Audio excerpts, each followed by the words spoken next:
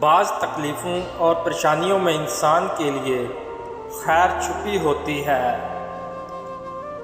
صبر ایک ایسی سواری ہے جو اپنے سوار کو کبھی گرنے نہیں دیتی، نہ کسی کی قدموں میں، نہ کسی کے نظروں میں۔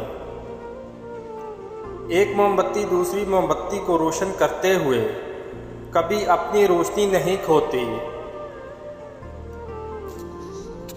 خدا نہ تمہاری صورت دیکھتا ہے اور نہ تمہارے اعمال کو، بلکہ تمہارے دل کو دیکھتا ہے۔ جب بھی آپ اکیلے ہوں اپنے آپ کو یاد دلائیں کہ خدا نے باقی سب کو رخصت کیا ہے تاکہ وہاں صرف اور صرف آپ اور وہ ہوں۔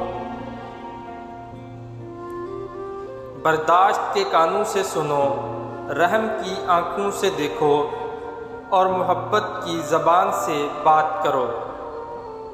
تمہارا بدترین دشمن تمہارے اندر چھپا ہوا ہے، اور وہ دشمن تمہارا نفس یا جھوٹی انا ہے۔ آئیے ان تمام چالاک لوگوں سے دور ہو جائیں جو صرف وہی کہتے ہیں جو ہمارا دل چاہتا ہے۔ اچھے دن آپ کے پاس نہیں آتے، آپ کو ان کے پاس چلنا چاہیے۔ میں نے جان لیا کہ ہر انسان کو موت کا مزہ چکھنا ہے، لیکن صرف کچھ ہی زندگی کا مزہ چکھیں گے۔ بہت سے عیب جو آپ دوسروں میں دیکھتے ہیں، ان میں آپ کی اپنی فطرت جھلکتی ہے۔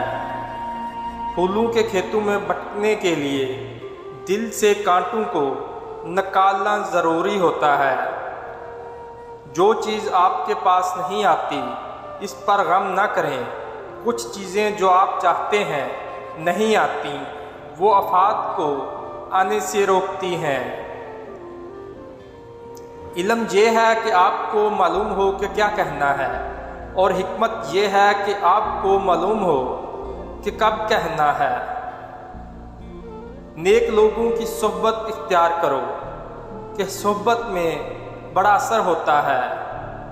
اس انسان کا رزق کبھی نہیں بڑھ سکتا جس میں یہ دو عادات ہوں، ناشکری کرنا اور زنا کرنا۔ معرفت کا نشان یہ ہے کہ اس میں خاموشی بہت ہو، اگر کسی وقت بات کرے تو ضرورت کے مطابق کرے۔